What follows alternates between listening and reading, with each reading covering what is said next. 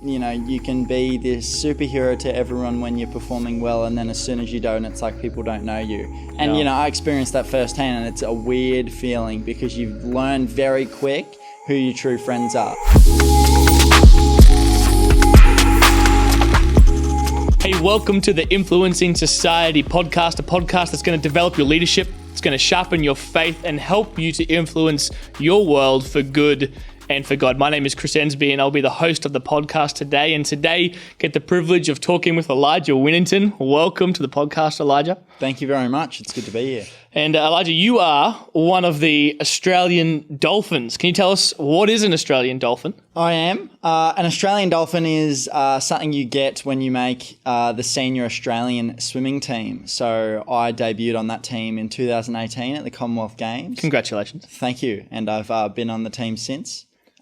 Till now, so a few years now. How old are you? I'm turning 20 this year. Turning 20, but you've been on the Dolphins for a few years. Yeah, so I debuted it when I was 17, just before my 18th birthday. And Commonwealth Games, that's incredible. Where was that Commie Games? The Commonwealth Games on the Gold Coast. That was the Goldie? Yeah, my Great. hometown. So it was an experience, that's for sure. Yeah, were you happy with your performance there? Did it put a fire in you? Was that your first kind of world level competition? Senior world level competition, definitely. My performance, was a dream come true for me. I won a gold medal in the 4x200 freestyle relay with three of my best mates, and I swam the fastest time of that relay, and it was kind of just like everything that I could dream of kind of happened in that one night. And you have a junior world record. Yes, yeah. So I do. I broke that in the end of 2018. My last chance to get it just before 2019 ticked over in the 200 freestyle. On the 200 free. Yeah. Junior world record holder.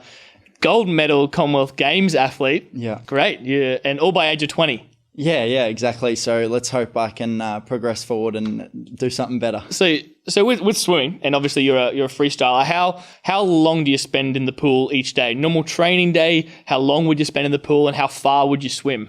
A normal training day can be anywhere between 4 to 5 hours in the pool itself, and it can range from anywhere between 12 to 16 kilometers in that one day. Wow, most people wouldn't run that in one day, let alone swim it.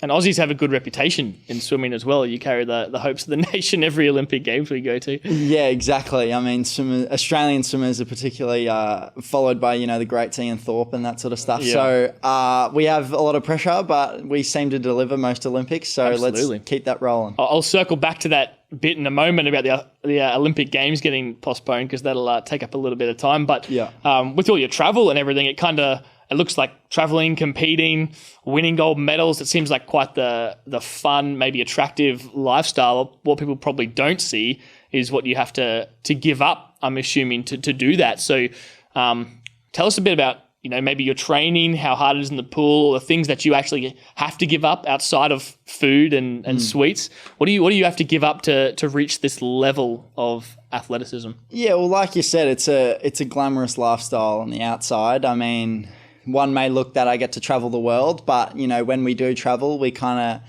very much quarantine to a hotel room, like everyone's quarantined here, so we don't get sick pre-competition, and we're in, heavy training regimes at that point, because we've got our, major competition coming up, so we can't, let all our training go to waste. So even when we do travel, we kind of don't really see much outside of the food hall and the 4 rooms of our hotel room. Yeah, well. And then when the competition's over, we fly home the next day. So it's not like we get to go out sightseeing or anything. But I mean, in saying that, even the training at home, we have to, all through school, I didn't get to go to one party. I didn't, get to go to one camping trip with my mates. I didn't, get to surf. I love being outdoors. I love outdoor activities.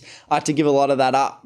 1, risk of injury, and 2, I just simply didn't have the time or energy some days. So, I mean, while we do get to, seem like we, stand on the podium and raise our hands in glory, but we are so emotional because we know how much we've actually had to put in to get this gold medal or result we've wanted. So it's tough. It's definitely a tough lifestyle. It's not one that is easy by any means, but it's definitely one that's very rewarding.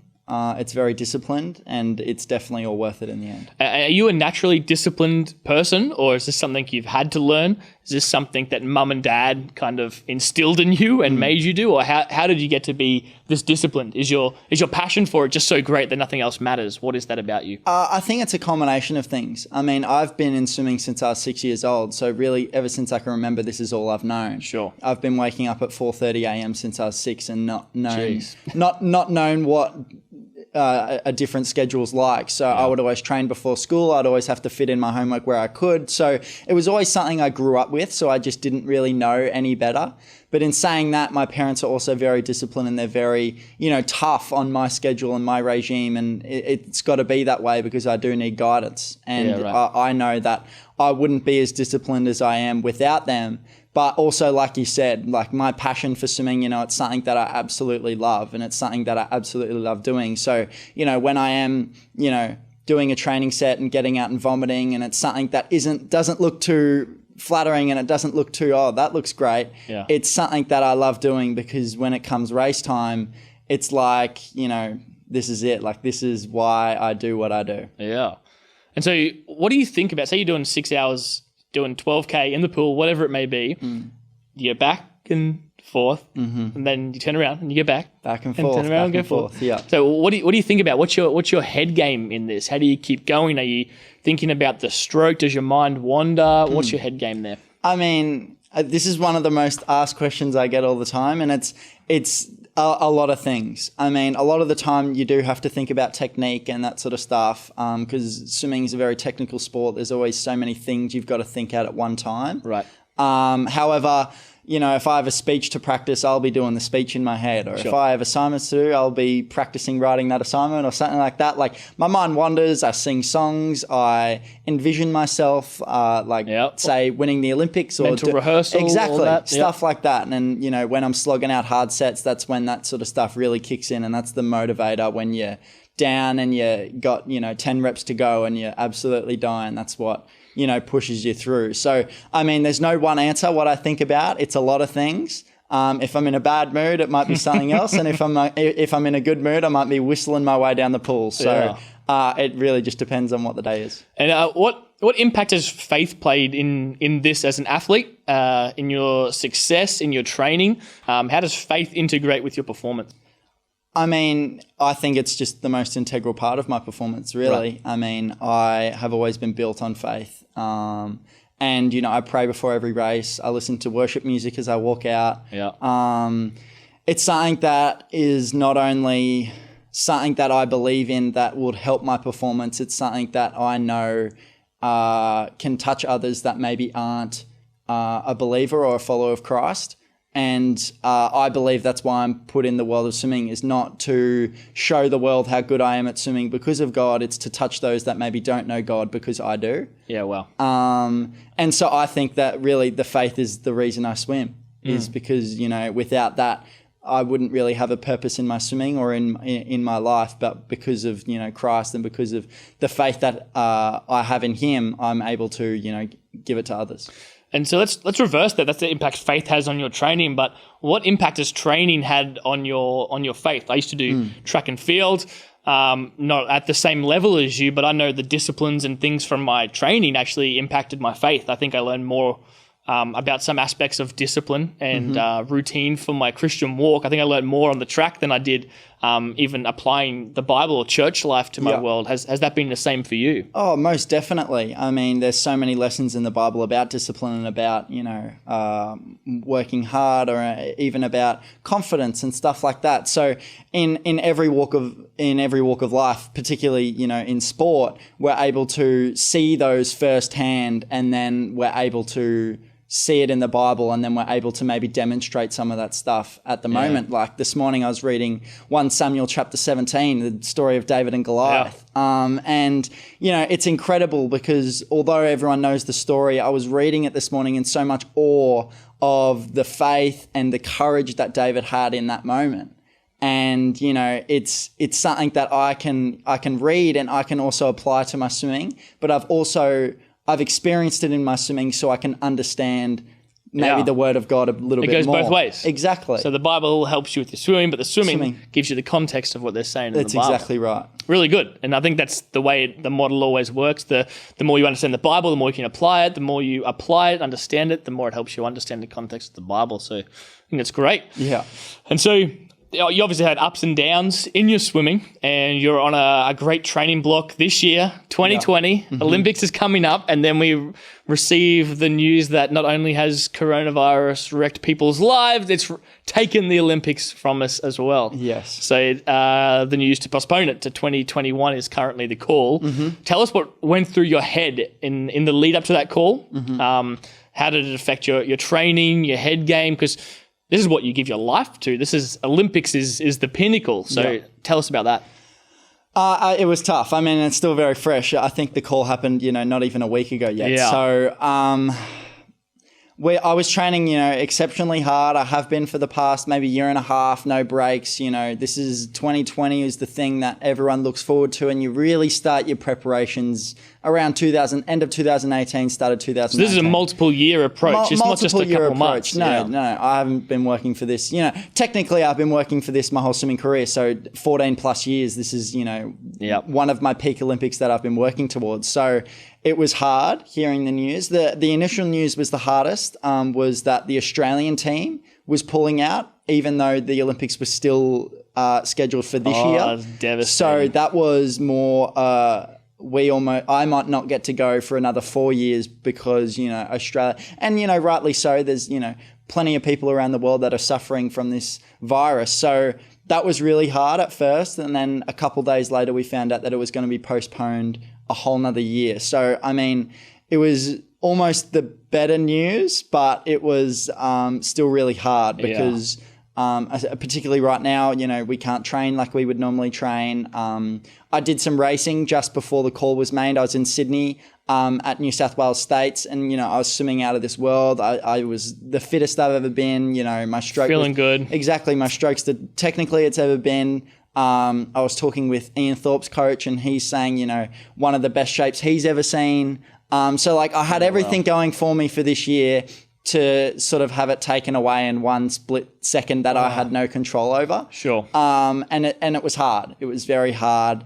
And it's still hard now because I'm still in the land of the unknown. Sure. I'm still in this thing where I don't really know what to do because, like I said, swimming's been, my life, and I've always had something to work towards. But when everything's sort of taken away, no pools, no gyms, no nothing, it's kind of hard to stay motivated and stay focused on what the goal is in a year time when, I can't really do anything right now. But in saying that, it wasn't cancelled. And I was, talking to my mate and saying it's not the worst case because in a year's time, I'm probably going to be better. I'm probably going to be stronger and I'm probably going to be faster. Sure. So at the end of the day, it's probably worked out better for me. But right now, I kind of just had to put that early disappointment away and sort of move forward. As the dates just got announced today, actually, of when they're going to be. Oh, did they? Great. Yeah. How did you do that? So you put them away. You just put the bad thoughts away. How do you process that? Are you an avoidance guy? Like how do you process that devastating news, and how do you continue? Because you're obviously still hopeful. You're still positive about it. Other people, maybe it's not sport, but in their worlds, they go through something similar where they can't see any hope or whatever for the future. How do you stay positive through devastating news and the uncertainty? Yeah, it's exactly right. I mean, a lot of people have lost their jobs and it's very similar. I've technically just lost my job type thing. So, like you said, I'm not an avoider, but I just like to just not really talk about it and just put it aside because, it's happened. Sure. Nothing I do is going to change that fact that it's happened. And all I can do is look towards the future. And I've always been a very, positive, motivating kind of guy. I mean, I watch motivational videos. I kind of just do all that sort of stuff. So while I go, oh, that's disappointing, I'm also looking at the dates, rethinking my goals, straight on all of that sort of stuff, redoing my affirmations, looking over the Word of God, watching motivational videos, and it's very easy to then just go, you know what, I do have hope. Yep. And at the end of the day, all of this happens for a reason, and who knows, maybe that reason is for my benefit. Sure. And so you seem like you really control the content of what comes into your head. Yep. More so like not avoiding the bad, but just not letting it come in. And then through all these other content, you're just downloading all the positive, downloading the things of God into you, and then it's just filtering the bad content out and, the good content in. Yeah. And so I'm assuming you've talked with your coaches. And I guess it depends on when they can get you back into the pool for your training, but I guess your coaches are still positive about the Dolphins at 2021. Yeah, most definitely. I talk with my coach every day, and it's still very positive talk. I've been with my coach for nearly 12 years now, so he's seen me grown up. He's like a second dad to me, so he knows how much I've wanted this, and I know how much he wanted that. So we're still very positive, and he's a big driver of the motivation of why I still look to 2021, and he's where I get all these thoughts from. He's the one that when I'm down I call, and he's the one that gives me the strength to think about something better. Yeah, great. And so I guess during this time as well, the right people around your life make a big difference, like you're saying with your coach and everything like that. Who are the people around your life? Like you can obviously have certain voices in. Is it your family? Is it mum and dad? Is it siblings, friends? Who are the people in your life that you let in? Do you find that you're only as good as your support? Do you find like they've been your biggest champions in this? Do you reckon you could have done it alone, or do you need them for that? Oh, most definitely. Like I think the support network is one of the most vital part of not creating a successful sporting life. I think creating a successful life in general, just a lifestyle. I'm fortunate enough to have, a very, supportive family, immediate family, my parents, my brother, my grandparents, my aunties, uncles, cousins, everyone around me is so supportive and a positive influence on whatever I kind of am going through at that time, whether they really respect my view. If I don't want to talk about something, they can respect that, maybe we should leave it alone, as much as they may want to know all the questions. Yep. But in saying that, again, all my coaches, all my friends that I train with, they're all so supportive as well. Right. Pastor Mark Mulheron, he baptized me when I was 11 and spoke words over me. He's, still one of the greatest influences over my life, and I cherish, his word that he speaks into my life. He's a legend. He is a legend. And so, I'm very fortunate to have a massive support base, and I think that is why I can continue to achieve what I am achieving. Yeah, great. With your training schedule, when it's that big every day, if you're up at 4:30, your mornings probably look different to other people's mornings. What's your daily routine with God? Like, obviously you read the Bible, you know it well, you know his voice well. What is your daily with him? Are you a morning guy, a night guy? How does that work for you? I would say I'm more of a night guy. Waking up at 5 a.m. I don't really have time before training to maybe read the Bible. So I normally, I'm in a Bible study group with my brother that he leads, and so we read a chapter 4 times a week, and I listen to praise and worship music with my family, go to church every Sunday. So I lean in as much as I can. Pray nightly. So I'd definitely say I'm more of a night guy when it comes to the Word of God. And I feel like that's a time where I can just relax, because all the stuff that I have to think about from the day is done. Right. And I can just, lean in and then go to bed type thing. Yeah, great. I think it's a key part of what I, do in swimming, and I think it's a key part in what I do in my life. Yeah, that's awesome. And any themes that has God been speaking to you about? You're reading David and Goliath this morning. Has he been resounding any themes through your time with him at the moment? Is he teaching you anything on that front? Absolutely. The theme at the moment for me is not being afraid and courage. So this morning's, chapter was, quite ironic, because I'll let you in a little story. Last year, 2019, I went to the World's Trials and underperformed, and I missed the World's team. Right. After, having an incredible, successful 2018, I think, 6 months before I had the bad meet, that's when I broke the junior world record. Like, everything was, shooting up for me. So I was just, sitting back going, this is it. Like, this is, why I swim, and my life's good right now. And then, in an instant, it all kind of just flipped around. And I'll be honest, ever since then, I battled with, confidence issues and being afraid, and what if I don't swim well again? What if this happens? What if that happens? And especially leading just before an Olympic year, leading into 2020, I was like, not the time, God, please. And little by little, week by week, I was like, slowly starting to get this confidence back, slowly. And then, one day it kind of just, I was, sitting in church here actually. And one day I was just, worshiping, and just this, wave came over me, and it's just like, I had no fear. My confidence was restored, and I kind of just knew everything was going to be okay. And I didn't know how it was going to be okay. I didn't know what it looked like. I didn't know anything, but all I knew was, you know what? I think this will be fine.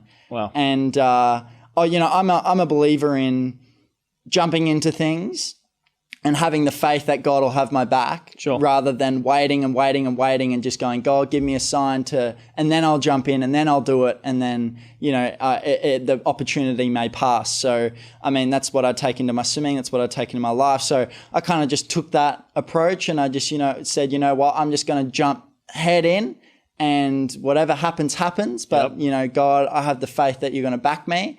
And I have the faith that, I'm going to come through whatever tough time I'm facing or whatever tough time may lie ahead. But, nothing's impossible. Wow. It's an incredible moment. And so do those fears, do you get little moments where they try and creep back in? How do you squash them when that voice tries to come back into your head? Oh, every day. Yeah, right. It's a constant battle. Just because now I'm confident doesn't mean that I'm still battling. There's some days where I may feel even defeated. But the greatest thing is I can wake up and feel completely different the next day. Yeah. One battle lost isn't the whole war lost type thing. So it's a battle, but it's one I'm willing to fight. Yeah. And so for you in 2020, if we're not talking swimming, we're just talking Elijah, personal development, this is you. Yep. What's one thing you want to see different about yourself by 2021? Is that connected to this, what we're just talking about, or is it something different, personal development or faith-based that you want to develop in yourself? I think it's, integrated with what I was talking about, but also just, in my persona towards people. Right. I can be quite a defensive person when it comes to not only my sport, but my life. And so not having my sport right now, I'm kind of just like, especially with my family, maybe staying a bit reserved.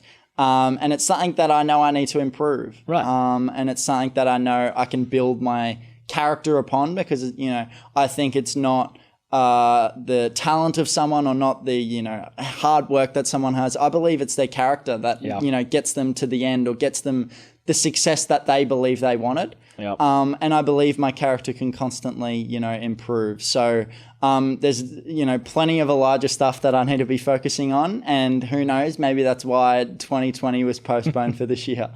So Elijah that's why the Olympics exactly. wasn't on. My family's probably going, thank goodness. I think it's a really, really wise one. I remember reading in that book about the All Blacks, the most successful sporting franchise of all time. Yeah. And whoever gets the MVP for that match has to clean the lockers that day, because they believe so much in character over talent. Yep. And I think that's so rare in sport, when what's prized in sport is, can you succeed? Is this, can you succeed? Can you get the gold? Yeah. If you're up the top, we love you, the public love you, but as soon as you're not, and I guess that's probably been revealed in your relationships as well, that people love Elijah when he's the junior world record holder, but then 2019 comes and you underperform, and you find out who your true friends are in that as well, I suppose. Yeah, 100%.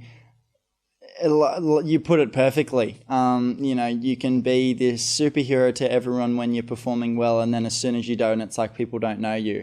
And, I experienced that firsthand, and it's a weird feeling, because you've learned very quick who your true friends are. Yeah. And people that you actually liked kind of just it's almost like they backstab you, but they don't know that they've done it type thing. Wow.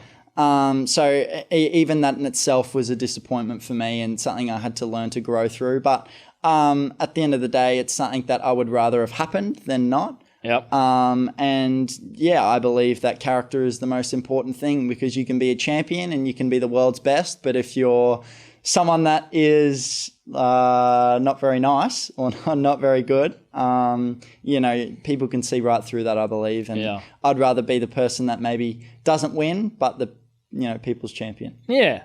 Great. The people's champion. I love it.